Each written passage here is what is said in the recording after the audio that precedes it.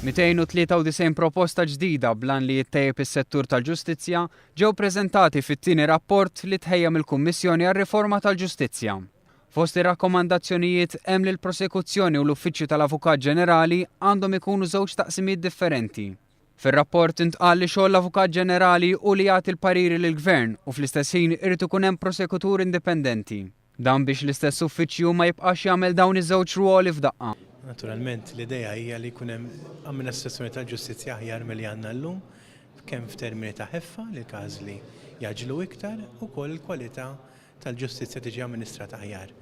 L-imħallef emeritu Giovanni Bonello, li qed imexxi l-Kummissjoni għar-Riforma tal-Ġustizzja, ippreżenta t-tieni rapport tal-Kummissjoni lis-Segretarju Parlamentari Owen Bonnici. Il-proposti fost l-oħrajn jitrattaw l-għajnuna legali, ċarter għaċ-ċittadin, twaqqif ta' qorti ċivili amministrattiva, medjazzjoni u arbitraġġ, is-sistema ta' parole, il-qorti tgħawdex u l-qorti tal-familja. Dan id-dokument issa jinsab lest tal-konsultazzjoni pubblika sabiex jitħejja t-tielet u l-aħħar dokument li għandu jiġi ppubblikat lejn l-aħħar ta' Ottubru.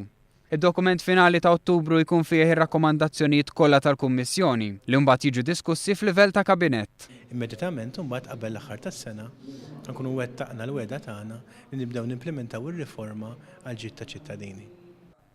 Mingħajr ma daħal f'dettalji, l-imħallef emeritu Giovanni Bonello qal li wħud mill-proposti jeħtieġu bidliet żgħar ħafna, filwaqt li oħrajn huma iktar komplessi u jeħtieġu bidliet fil-liġi jew fil-Kostituzzjoni ta' pajjiżna.